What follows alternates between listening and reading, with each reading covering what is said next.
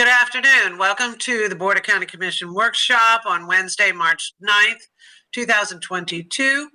We're going to be addressing several land development code items. And with that, please call the meeting to order and please do a roll call. Good afternoon, Commissioners. Overman? Here. Cullen? Here. Hagan? Here. Kemp? Commissioner Kemp? Here. Thank you. Myers? Here. Smith?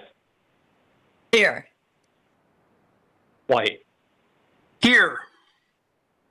Thank you. You have a quorum. Excellent. With that, I think I will stand to do the Pledge of Allegiance for the third time today. Behind me, just in case you don't see it, there is an American flag, so we can go there if we'd like to. But if you don't mind, Commissioner White, would you like to lead us in the Pledge of Allegiance, please? Sure, I'd be happy to. Are we going to do an invocation as well? Point of order.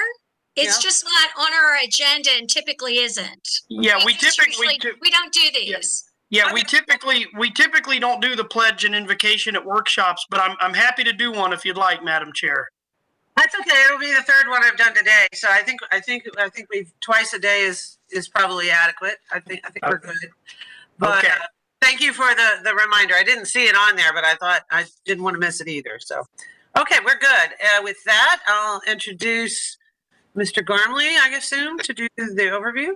Yes, ma'am. I'm going to introduce, thank you, Commissioner, Adam Gormley, Development Services Department. Today, we'll be conducting a workshop with the board on 7 proposed amendments to the Land Development Code. For the future schedule, today is the workshop date. There will be a first public hearing scheduled for consideration of these amendments on April 14th at 6 p.m. And the second public hearing will be on May 19th at 6 p.m. We'll also be conducting a public outreach meeting on March 21st, also at 6 p.m.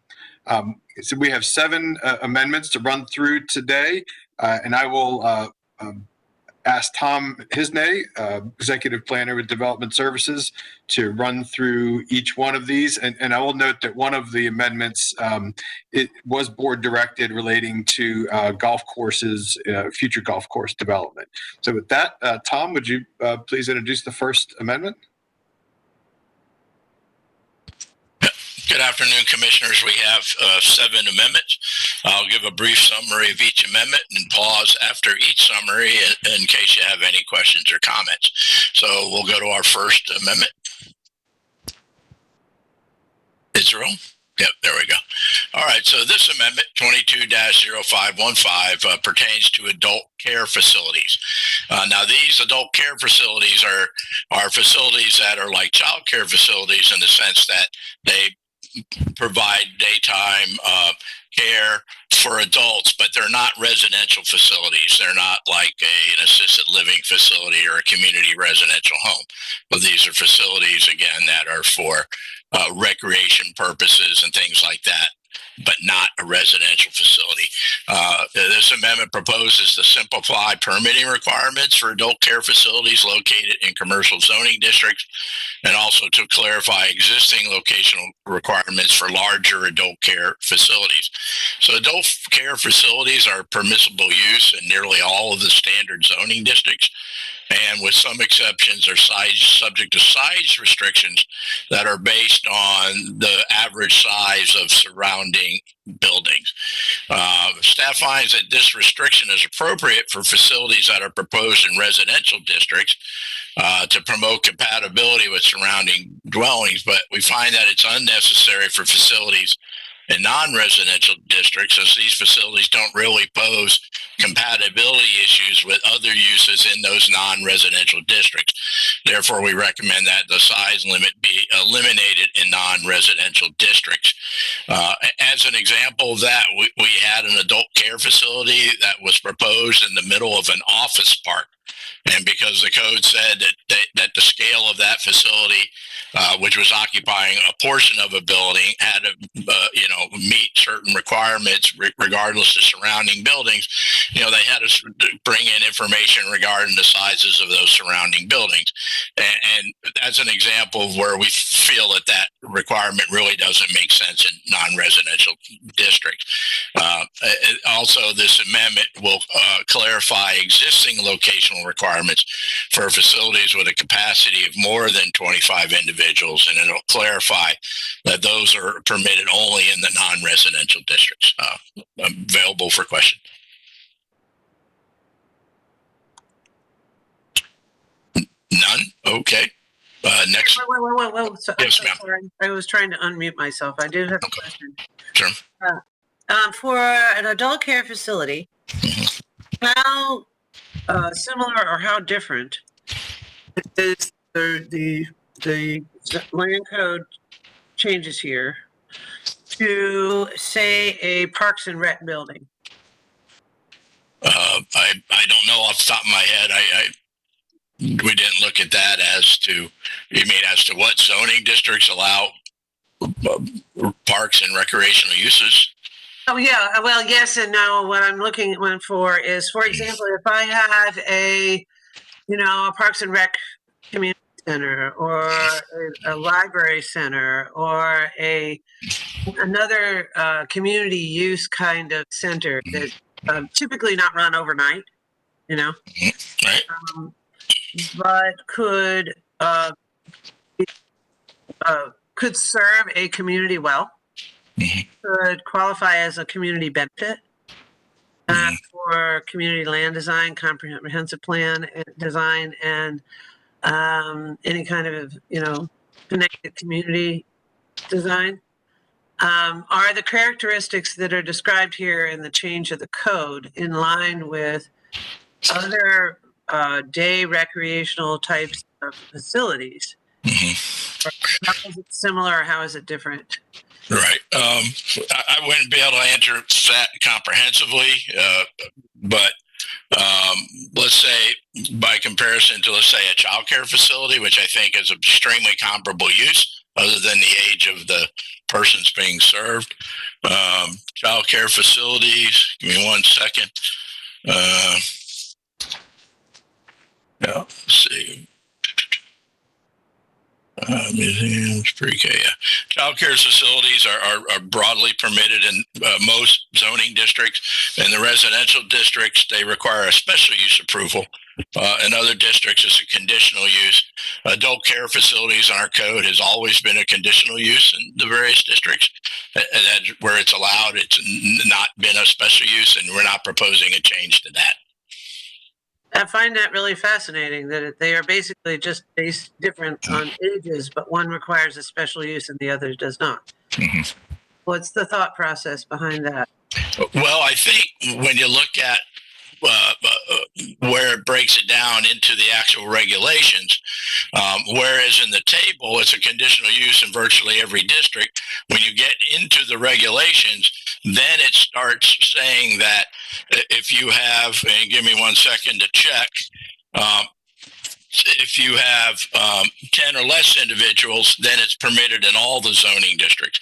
If you have serving 11 to 25, well, now you're permitted in all the zoning districts, but if you're in a residential district, then you have to be located no more than 2 lots distance from the boundary of a non-residential district. And then if you have more than 25, then you're actually limited only to the non-residential districts. So the code provides for child care centers in residential districts as a special use.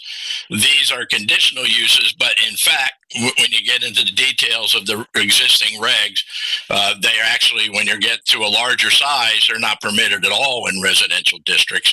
And child care centers are permissible conditional use in the commercial and office districts, just like this is. So when you get into the details of it and where they're allowed and not allowed, and then also the sizing restrictions that apply to the adult care facility when they're in residential districts, I think they end up being very comparable in practical terms as to where an adult care facility is permissible versus a child care facility.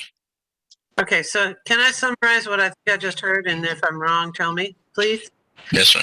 So because this is an adult facility, and although it is permitted under conditional use in a residential area, larger the capacity, the greater potential restriction there would be in a community. Whereas Yes, that does not apply in the case of childcare, other than special use permit. Yeah, and then right. So in a child care center in a residential district, you need a special use approval, which is certainly a higher level of review compared to the adult care facilities. But the adult care facilities, although a conditional use in the residential districts, are actually highly restricted relative to their size and the number of residents. And then once you get above 25 patrons or clients, then you're not allowed in a residential district at all. Okay, so I'm trying to figure out, saying that you're an adult once, you're a child twice, applies in this situation, and they're not too different. Obviously, supervision is important for individuals that go to an adult care center. And so I'm trying to understand why we're making it more complicated and the standards are different.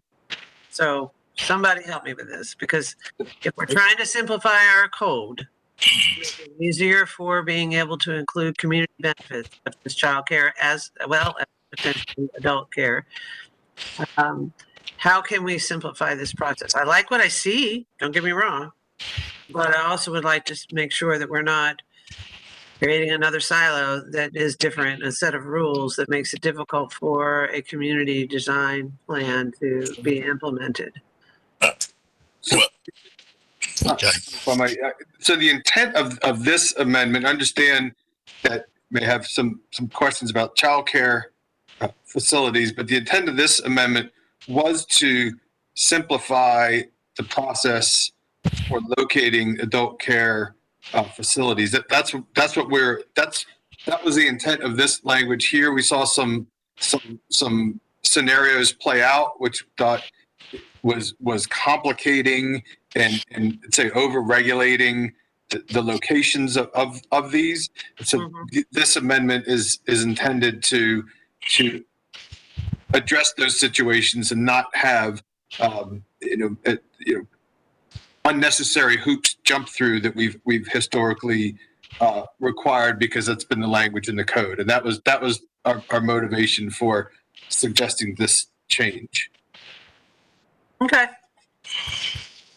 See where I'm going though, right? Normally, Yes, ma'am, we certainly do.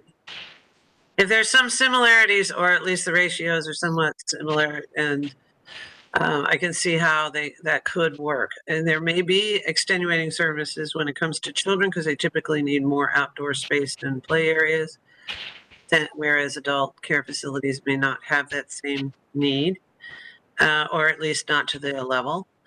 But I would like to see if we could get some consistency in the land code that makes it easier for these community benefit related activities to be able to adjust to different demographics as they occur in a community. So if we put child care and then all of a sudden there's no kids living there, and all of a sudden we need a adult care facility instead because everybody got older but nobody moved, do we have a different set of rules that's going to compromise the ability of that use to be used for another community benefit, as an example?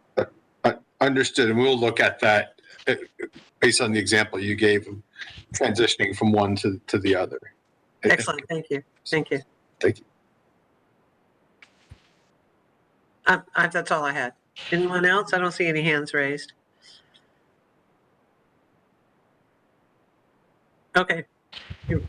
You may proceed, sir, please. Okay. Next slide, Israel. All right, this is Amendment 22516. This regards appeal hearings. This would be appeals of administrative decisions that go to the land use hearing officer. It also applies to appeals of land use hearing officer decisions that go to the land use appeals board. Currently, in the portion of the code that deals with the conduct of those hearings, it states that oral argument in appeal hearings is limited to the administrator, the party appealing decision, and any interveners, and then, quote, each of whom may be represented by legal counsel. Staff finds that we recommend that the representation requirement about dealing with may be represented by legal counsel be expanded to include parties who served as a designated representative in the matter that's the subject of appeal. So if someone applies for a variance and they're represented in that variance, by whoever, an engineer, a planning consultant, whatever, and then that gets appealed, the decision gets appealed, we think it makes sense then that the appellant can be represented by the same party that represented them in the original hearing, since that party is most likely certainly very familiar with the case and is often an expert in that case. And that, so the amendment then would expand, in addition to legal counsel, you're not going to have to hire a lawyer. You can have your representative who was involved in the case to begin with, then represent you in the hearing. And we think that just makes sense.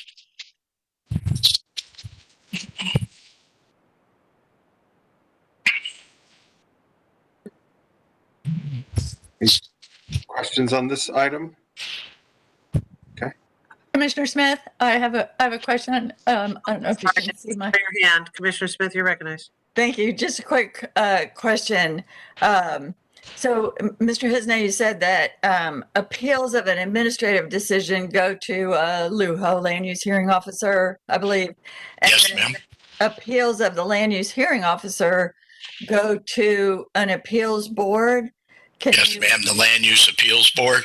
So, yes, if in the cases where the Land Use Hearing Officer is making the original decision, the appeal of his decision goes to a Land Use Appeals Board.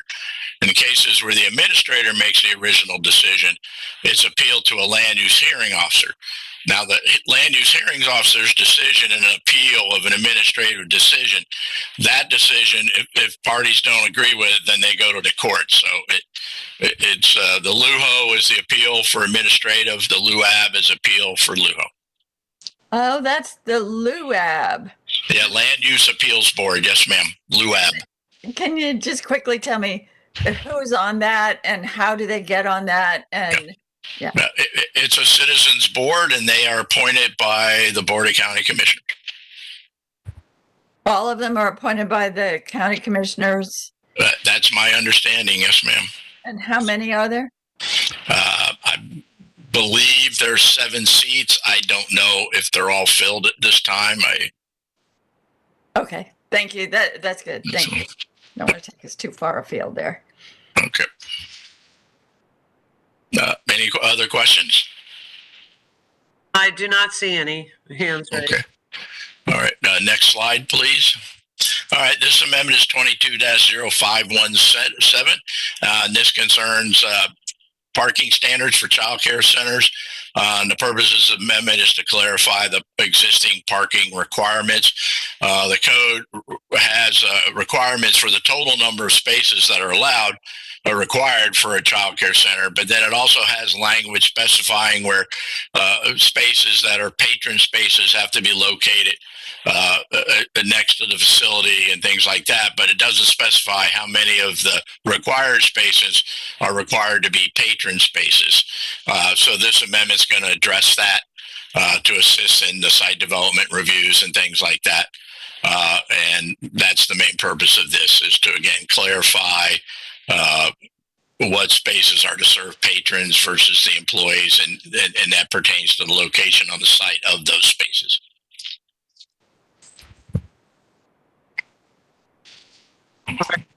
Are these requirements the same for the adult care centers too? No, ma'am. Earlier?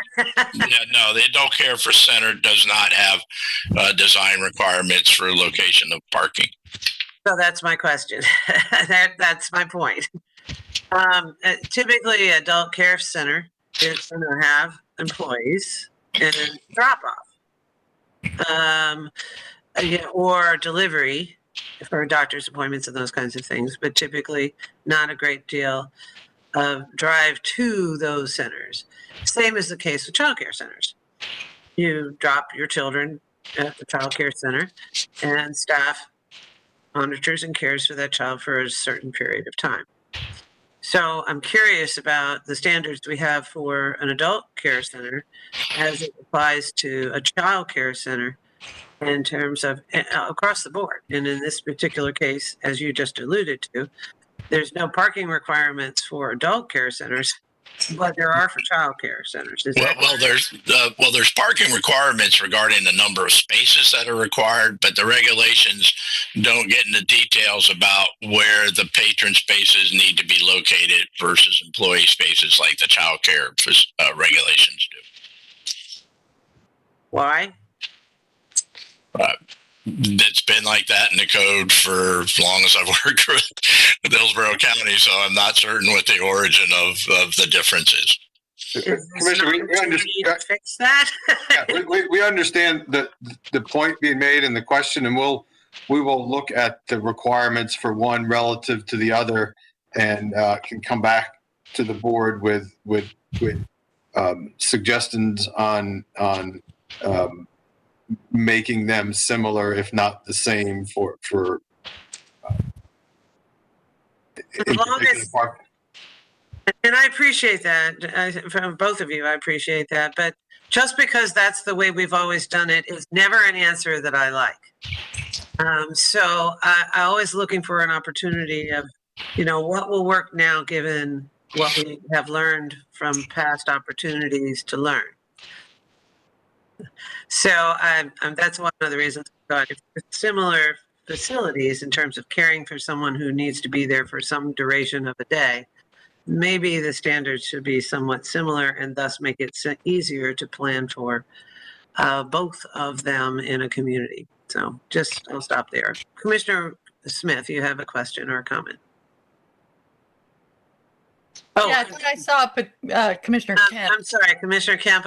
Your hand did come up first. I apologize. You're recognized. I just wondered if there was a problem with this in the past, what problem was being addressed here? And I don't mean to drag it on, but where's the need and what is the issue? Commissioner, what drove this amendment was there was a reference to employee parking, but there was no standard that was in the code that would apply to what is required employee parking.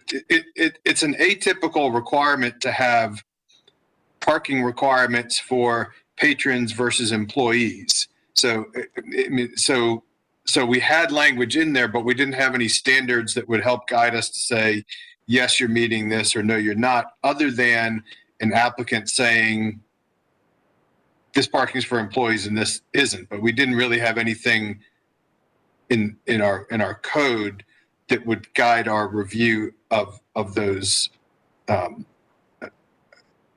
what was submitted. I see. So it's not even a designated place as much as a number of spaces. But I'll just tell you one concern I have about this, and I don't know if it's a merited concern or not, but I do get concerned about the over designation of parking spaces and requirements, because I do see that frequently happen. And I just didn't want it to drive that, which would also drive costs for these businesses, drive the area of land needed and all that. So that's why I guess I can look at it more specifically, but I want to, as much as possible, go in the opposite direction of driving additional spaces and seeing if we could minimize that. And then if a particular facility felt like they needed more, they could do that, but not be required to do that when perhaps it wasn't necessary. And to respond to that, nothing in this amendment would increase the number of spaces that are required. We do have minimum spaces standards in the land development code, and there is an opportunity for somebody to submit an alternative parking proposal that could lower that minimum number if it was adequately supported.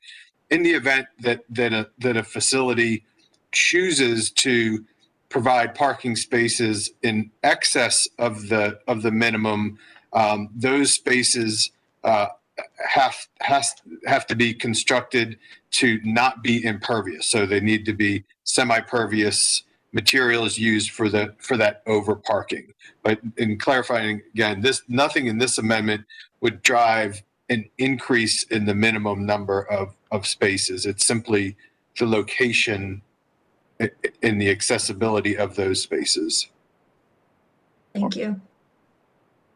Commissioner Smith, you're recognized. Well, you're muted, ma'am. Thank you. And I share the concern of requiring parking to meet the level that you need on Christmas Eve once a year for places. But I do understand that we also have to be mindful of if a business does not provide enough, or a facility does not provide enough parking in a neighborhood, the neighborhood ends up swamped with street parking for certain things. You can imagine a bar or something. And so I get the point of it, but I do wonder why we're getting all in the weeds of how many spaces have to be patron and how many employees and where you're going to put those. I wonder if that's our business. If a child care facility can provide, just enough parking, then maybe they could manage with a little less parking if they're allowed to be flexible in, how many for people, as Commissioner Overman pointed out, are dropping off their kids for a minute, and how many are employees that are staying the whole day.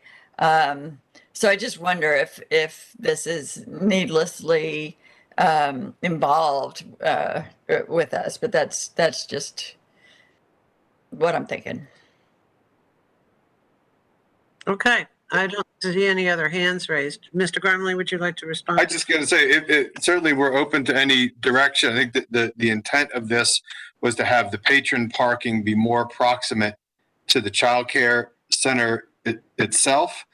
But, we're certainly will take any direction the board would like to give on.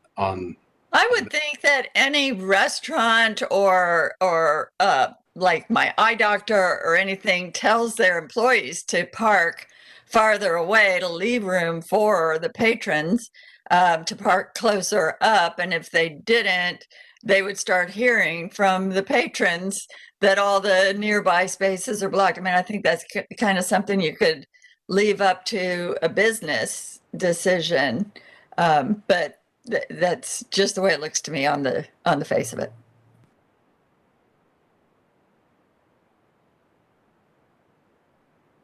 I'd like to offer one question. I think there is something to be said about a day child care or a day adult care center, in the sense that the facility for being able to have a drop-off zone versus one that does not, where you're able to pull up and allow a child or an adult to go into the facility. It makes it very easy to not require much in the way of parking.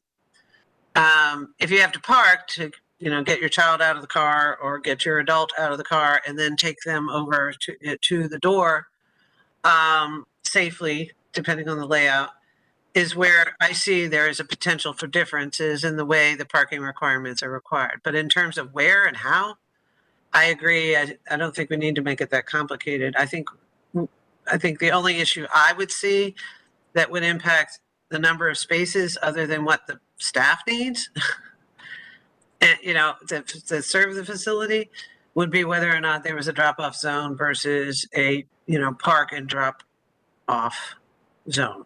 So I think how it's laid out would matter in that particular case. But other than that, keeping it simple would seem to be a good course of action in this particular case, especially if, if it's in a community where that people could in fact walk to it and bring their children or bring their adult, if it's embedded in the community versus on a arterial highway, obviously, that's going to be positionally different. So I'll stop there.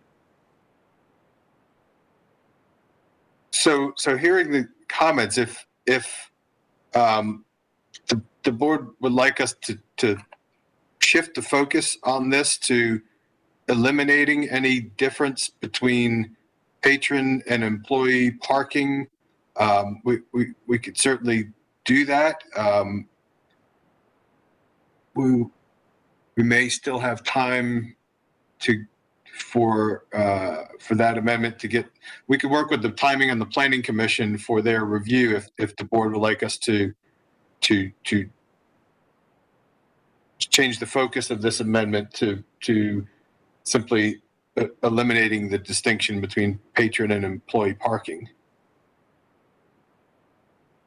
Like I said, I think the only difference I would suggest there is whether or not there's a drop-off zone as part of their plan versus if there's not one. And that's where having available parking for a parent and or a child of a parent needs to safely have that person enter the facility and without, putting them in danger if you're stopping in the middle of the parking lot to drop them off. So I think that would be the only thing that I would see where there would be a difference, other than to providing, maybe one or two accommodating spots for patrons versus the employees, and where it may land, other than directionally for being able to unload safely. I don't see why that would matter in some cases. But. Thank you. We'll amend the amendment in accordance with today's discussion. Thank you. I see no other questions. You may proceed, please.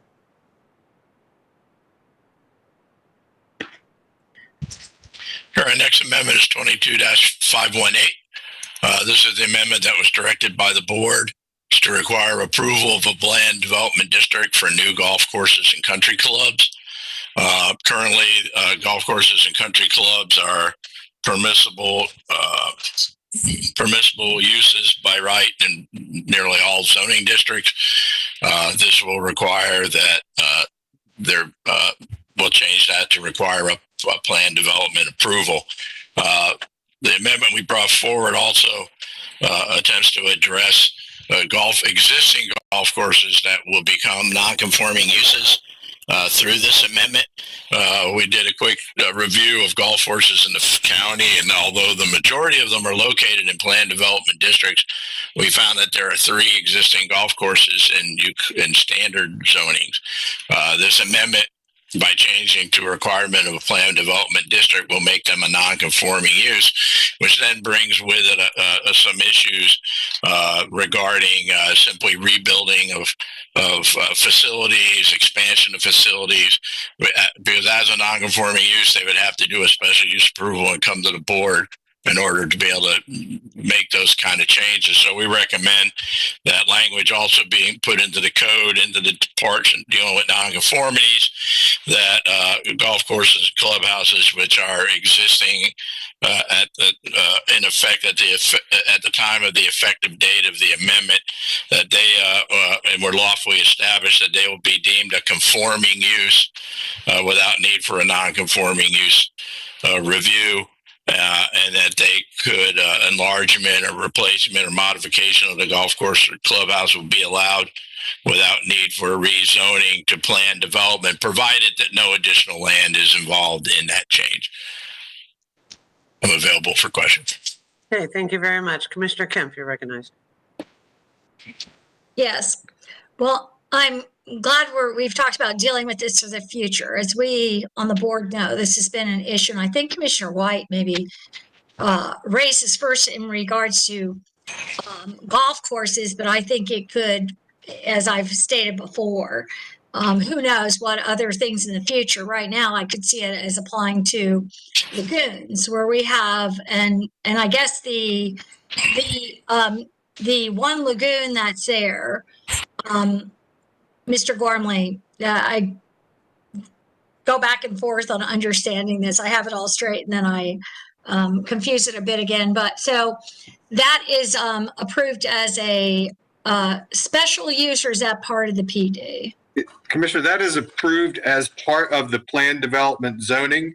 It is specifically identified in the PD zoning as to the use and the general configuration of it. So that is something that is within a plan development right now and would fit the scenario that we're suggesting for future golf courses, and that to change that to something else would require approval by the board to make that change. They'd have to do a modification of some sort. Whereas we have Yes. 3 circumstances in Hillsborough County with golf courses where they could, I guess, do whatever they want in terms of putting in additional residents maybe, or if they have, for instance, a future land use that they didn't completely use the entitlements to. Is that correct?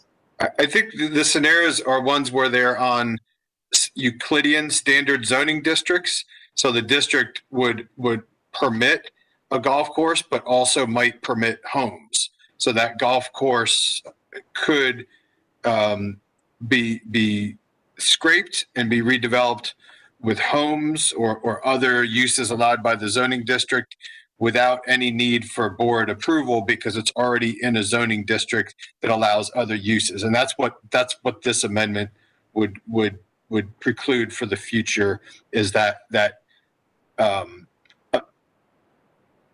ability to change the use without having a approval by the board. So, and I think that this is a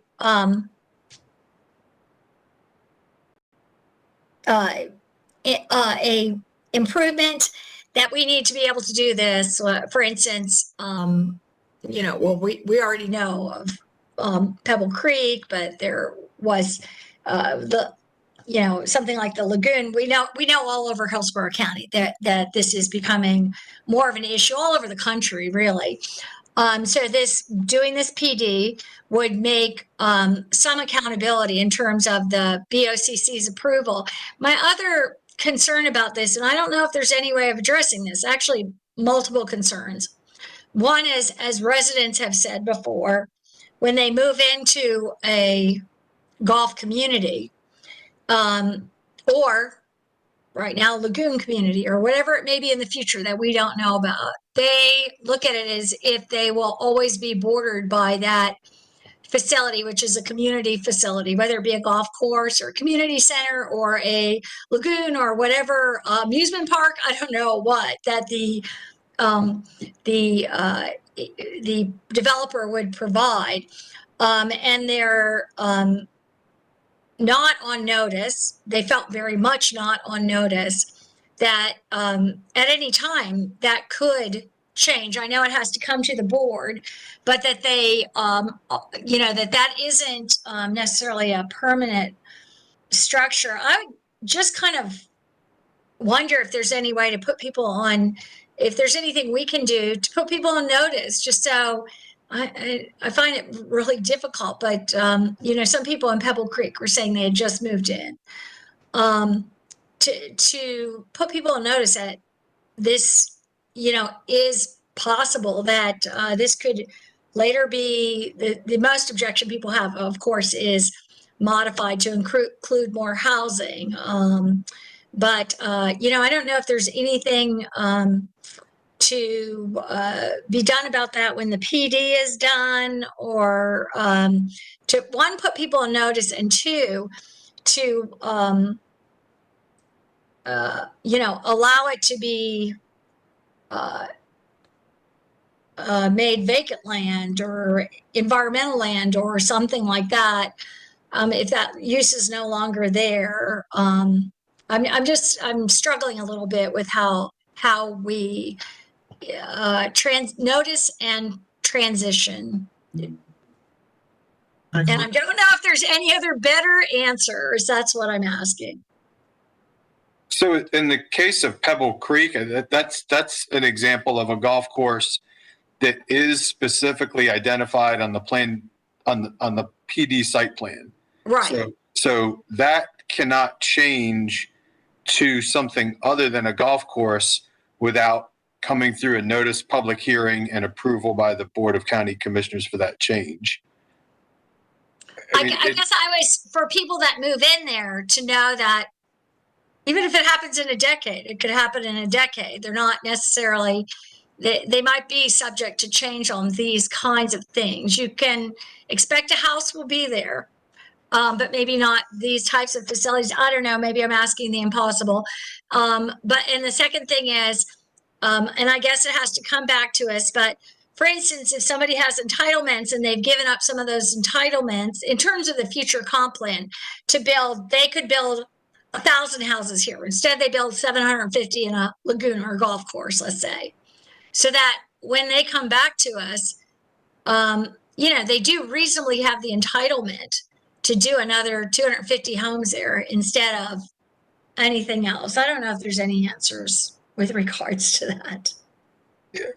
I think that second scenario is I wouldn't quite use the word entitlement. If we're talking about capacity under the comprehensive plan, that the comprehensive plan future land use category in the land and the density calculation is going to govern the potential maximum, but that's not an entitled maximum. It still needs to go through review and look at the surrounding area and compatibility. So it's not a given, but you're correct in that if the maximum under the comprehensive plan is not achieved, that initial development does not forever preclude the consideration of that delta between what's built and what's the potential maximum. And certainly understand the sensitivity for some communities.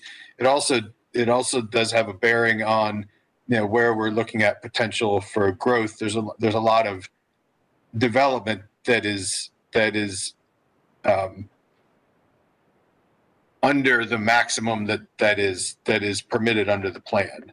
So I understand the point, and that may be something for a future discussion, but that really gets into what the comprehensive plan and future land use categories allow as potential maximums. Right. And I understand entitlement. It's not pure entitlement like it would be if it was just open, not zoned with the PD that way. Or I feel like we need in Hillsborough County some, like the Alaskans, I understand, or First Nations people have 26 words for snow. Maybe we need that for our time in terms of how we describe our entitlements. But anyway, so I realize it's not that in kind. I'm just looking for a word here but I understand that's the area that I'm struggling with for the future. And that's the kind of notice, not just the notice before a hearing, but the notice that goes out decades before, which may or may never come to fruition. So I don't know, but I'm just pondering this through. And it's certainly something that's going to come up again and again, I think, in future generations. So I'll leave it there with those thoughts. Excellent. Thank you. We have Commissioner White, and then following that is Commissioner Cohen. Commissioner White, you're recognized. Thank you. How many golf courses are in Hillsborough County? Give me a quick second to read here. Count up. 1, 2.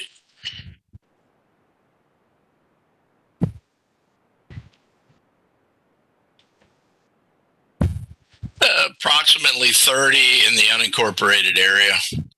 Okay. I was surprised to hear that only 3 are in Euclidean zoning districts. Do we have any within PDs where the PD documents would allow an option to be executed to develop the golf course as something other than a golf course? But we didn't research every zoning district. The research we did was just to identify if the proposed amendment would pose a non-conforming use issue, and that was the extent of the research. Got it. And I know we're talking about future golf courses here. We're looking prospectively, and I would just, I'm only on the board till November, but I would just urge my colleagues that if you see a PD come your way that includes a golf course, to just ask the right questions and just make sure that that the PD documents are structured in such a way that the applicant I guess the applicant would be the right term, would have to come back and appear before the Board of County Commissioners to develop that golf course, and as anything else other than the golf course.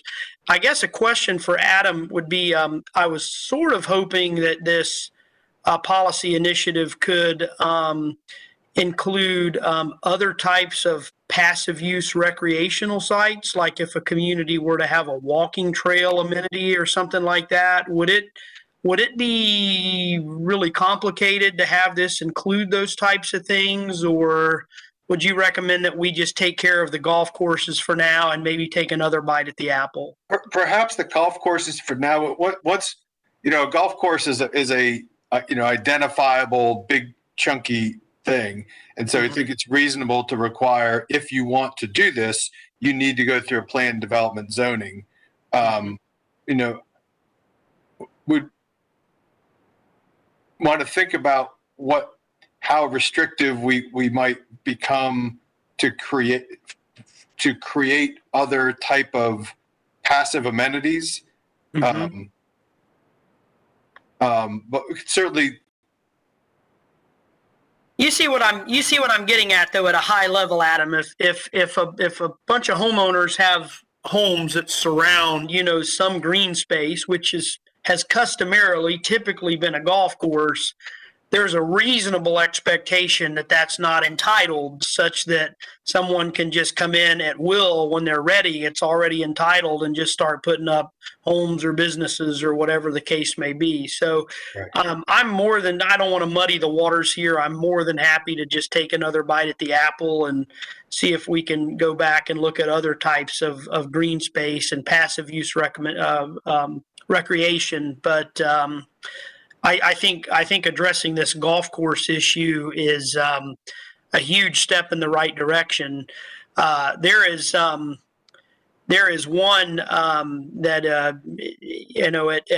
at least at some points in time have been at an ignition point out in my district, and thank goodness it's in a municipality and it's not something that the county government has had to deal with. But I know these can really cause a lot of angst and uproar within communities when a golf course, unbeknownst to the surrounding homeowners, is already entitled, and there's some sort of a push to execute that. So Adam and staff, thank you very much for your hard work on this. I think it's a huge step in the right direction, and we'll see if we can continue to look at other green space and passive use space as well. Thank you. Thank you, Commissioner White. Commissioner Cohen, you're recognized. Quick question. What are the 3 golf courses that are in the Euclidean districts, just for curiosity? Okay. They are Buckhorn Springs, Diamond Hill, and Old Memorial. Okay. There is also 3 other golf courses that appear to be closed, and I know for a fact one of them, like the Lutz Executive Golf Course, that's under development with homes right now. So there's Persimmon Hill, but that appears to be closed, and then another one called the Golf Club on Racetrack, but that appears to be closed. So there's 3 that we know of from aerial photo review and other things that are operating in Euclidean districts. So what is the status of the Apollo Beach Golf Course? Because that is not operating right now, and there's a lot of angst in the community there that they're going to wake up in the morning and see bulldozers where the golf course is. Yeah. Well, go ahead, Adam. I'm sorry.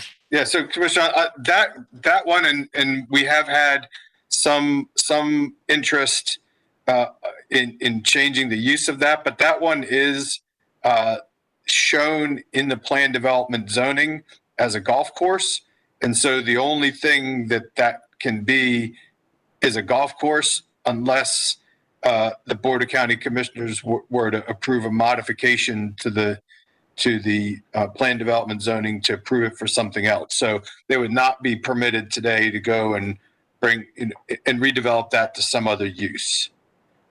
Without our concurrence. Correct. Excellent. Thank you very much. I appreciate your clarifying that. Okay. Commissioner White, your hand is still raised. Do you have an additional comment or question? I just put my hand down. I had failed to do that before. No worries. I do it all the time. Sorry. Okay. And I do think it would be wise to maybe consider or think through opportunity to use as an alternative use that would be someone in the spirit of what a golf course provides. Open green space, a recreational space. It may not be a football field or a soccer field, or maybe it could be, but I think walking area, green space area, conservation area. But if that could be considered permittable uses in lieu, to kind of set the expectation that if this is going to change in the future, it would still require board approval. But some similar types of commitment by the plan development to keeping that open environmental space open to the community as a benefit, I think might be of value as well. So, That's a good point, Commissioner. And we will look at that when we have projects come in with a golf course. It's a good point that we don't necessarily want to say it can't be used for other passive recreational purposes. So we will look at that and bring those to you with the appropriate flexibility on the use that wouldn't change the relationship of the course to the community. excellent. Thank you very much. Commissioner Cohen, do you have an additional question? Thank you. Okay. Your hand's still up, but I'm assuming that was a no.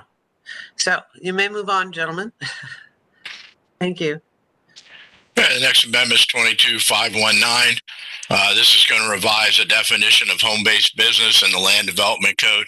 As you recall, last year we adopted revisions to the home-based regulations that were required to come into compliance with state law. And during that process, we failed to also revise the definition in the back of the code. So this will just simply align the definition with the changes by eliminating obsolete residences to so-called residential and agricultural categories of home-based businesses.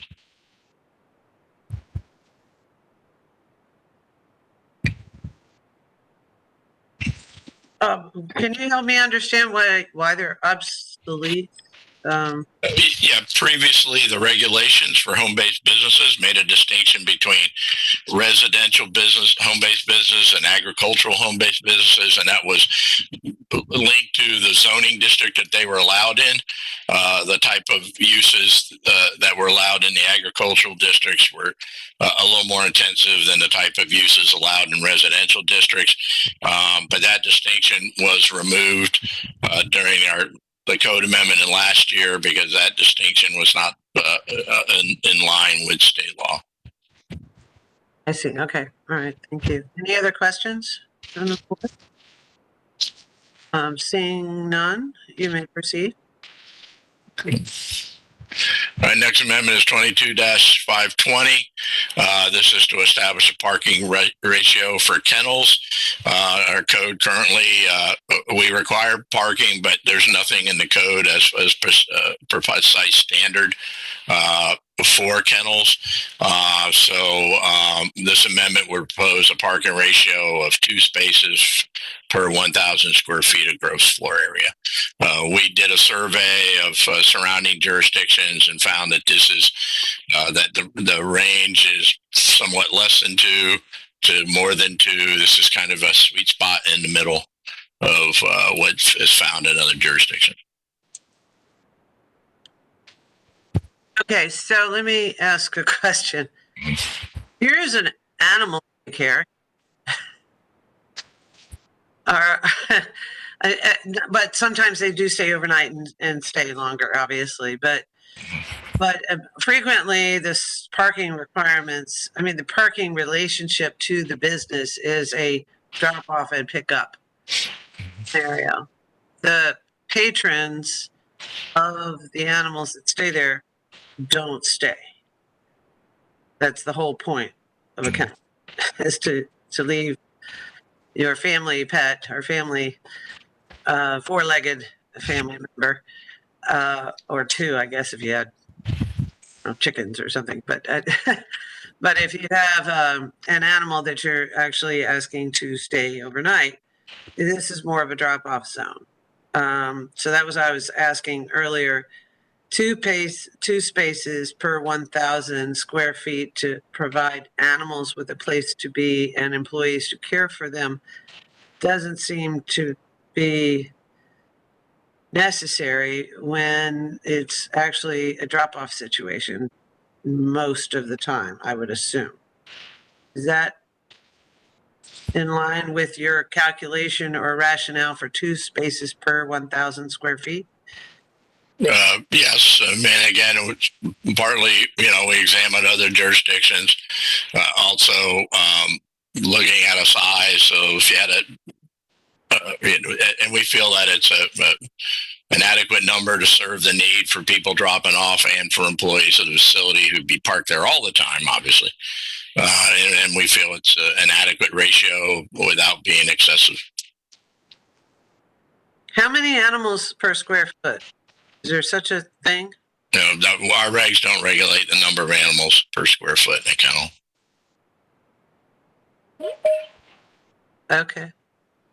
Any other questions from any of the commissioners? Seeing none, you may proceed. All right, the next one is 22-0521. This is a proposed amendment to our farm worker housing regulations. Right now, the regulations require that all elements of a farm worker housing project be set back at least 50 feet from all boundaries of the project site. The proposed amendment would allow internal project driveways to be located in the required setback areas where those required setback areas are adjacent to a public roadway or property under common ownership with the farm worker housing site. Also, this amendment, currently the code requires that farm worker housing operators permits or conditional use permits are issued on a 2-year basis, and then they're renewable every 2 years by submittal of an affidavit from the housing provider, simply stating that it's still utilized by farm workers only. This amendment, what it will do is remove the renewal requirement and instead will require the farm worker provider to Maine Health Department permitting to verify or document the project is limited to housing for farm workers and their dependents and be available for inspection by Hillsborough County upon request. This amendment was developed in consultation with county agricultural interest represented by Steve Grant, who is our county extension agent, and also with economic development. Steve Grant is in attendance at this hearing if you have any specific questions. Commissioner Smith, you're recognized. Thank you. Yeah, I'm sorry. I found it a little confusing. It seems to be making sure that farm worker housing is only available to farm workers, and once the housing is no longer used by farm workers, it cannot be used in the interim until new farm workers move in. It can't be used in any other way. Is that correct? Right. Well, the regulations have always provided that when farm worker housing is no longer used as farm worker housing, then it could be used for affordable housing. And that requirement has not changed, and we're not proposing any change in that whatsoever. It's really as far as the record keeping, it's just changing the record keeping to where the provider has to maintain the records of the health department inspection permits, which are issued for farm worker housing to verify or document that, yes, this is still farm worker housing, rather than them sending an affidavit every couple of years attesting to that.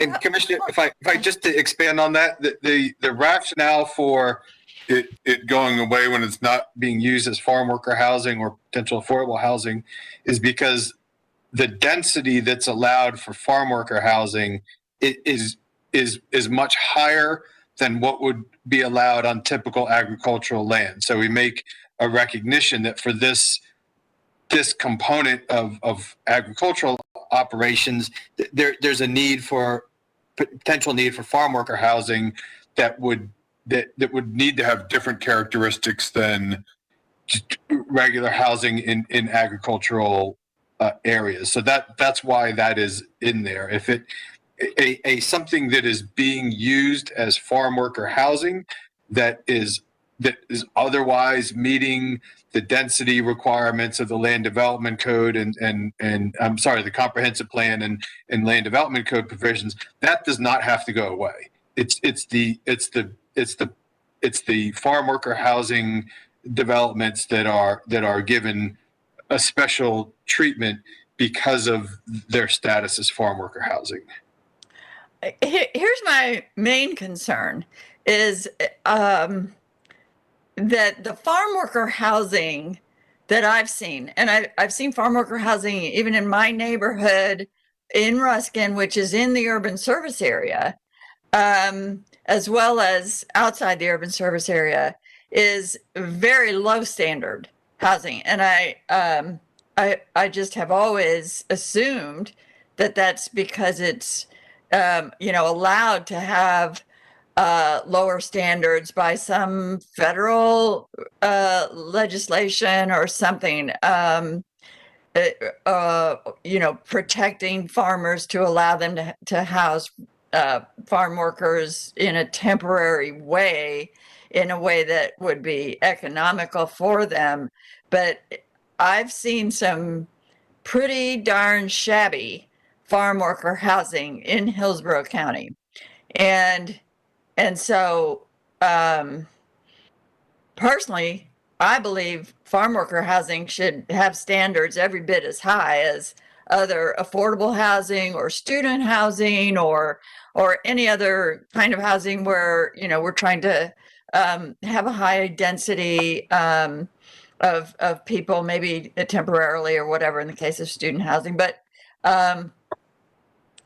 to the extent that we can control it in our county, we should ensure that the low standards, if this is something that we can't raise because of federal requirements or state requirements, I mean, that should be the first thing, is to try to raise those standards. But if we can't, because it's farm worker housing, we should ensure that that very substandard housing isn't being then used as affordable housing for people who are so desperate for housing and have low incomes that they would be forced into this as a last resort.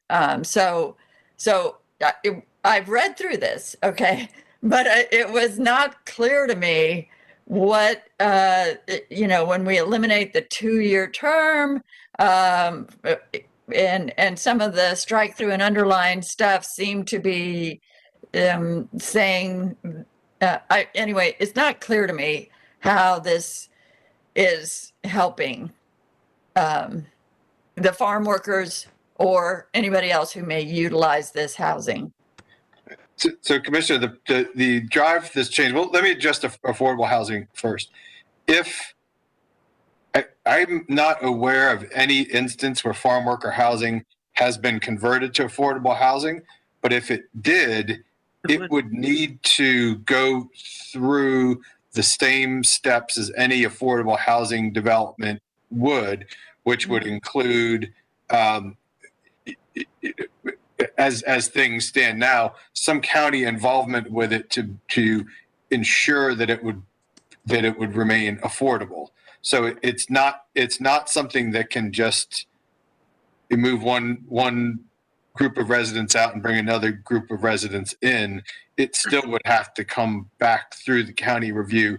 And again, I'm not aware of it ever having occurred.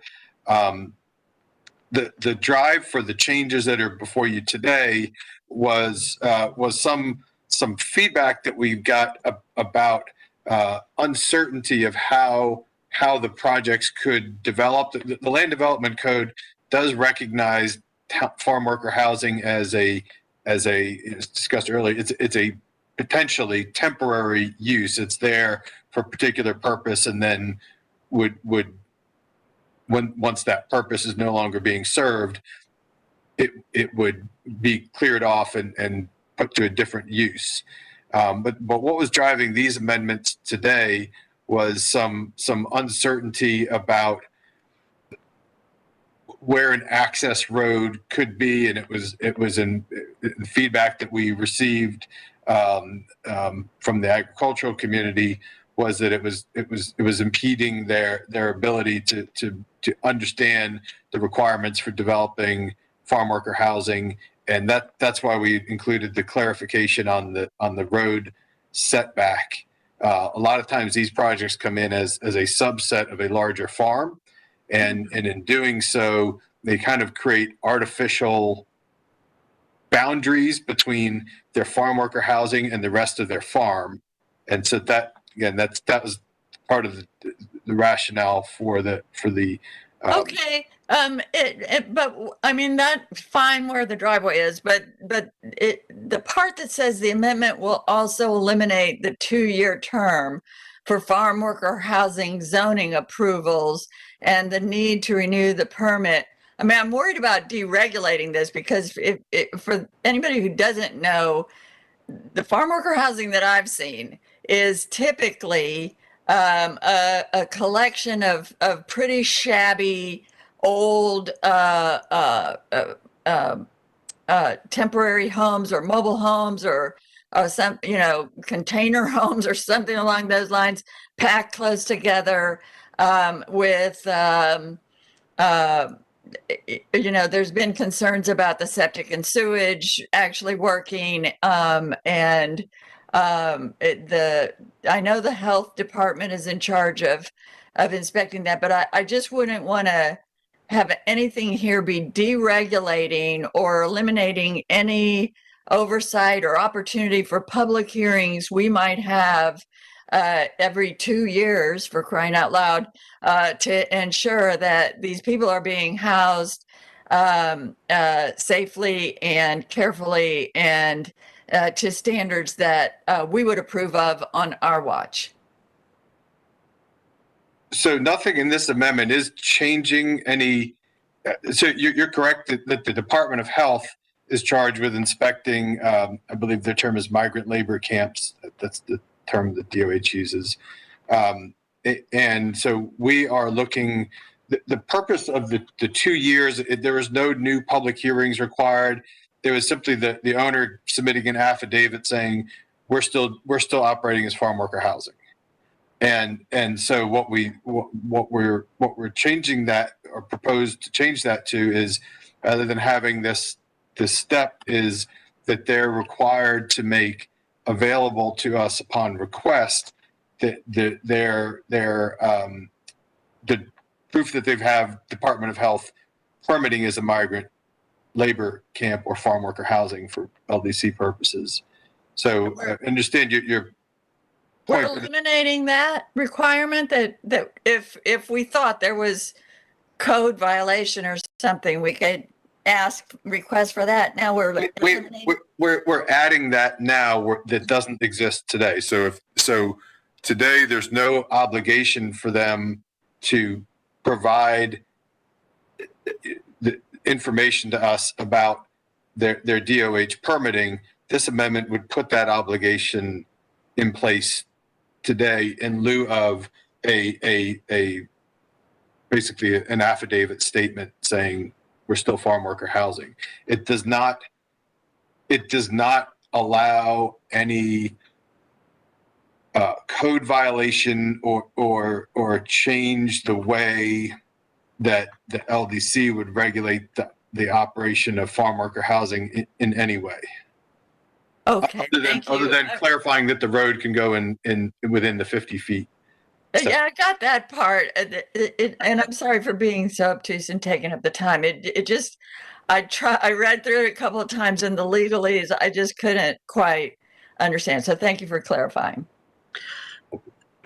Commissioners, if I might add, also it was brought to our attention that there have been times when the 2-year term on the conditional use permit, which again can be extended simply by an affidavit, sometimes proved to be a challenge for financing of these projects because the company's financing or the source of the financing would say, well, this is not a permanent use. You know, you're looking for a long-term loan, but yet this appears to be a 2-year approval. And that was brought to our attention as well as one of the reasons for this amendment. Mr. Hisney, then that kind of related to some of the things that I was reviewing on this particular circumstance. It appears as though there's a different set of standards for farm workers as there is for anybody else that is living in a multifamily or high dense use arrangement. For example, we've decided that it's okay for the health department to inspect a housing structure of which people have to live in. But under the state of Florida, the business and professional regulations, agency is responsible for inspecting hotels, motels, and multifamily units for fair housing and safe instructions. Now, don't get me wrong. I'm not excited about that because apparently we only have one inspector in the state of in Hillsborough County, but that inspector is aided by our code enforcement by where we're able to help with the sort of inspection of those facilities and as well as those residential facilities, which ultimately led to the adoption of a tenant bill of rights last year to ensure that rental properties that were being offered to rent by landlords understood their requirements for providing safe housing.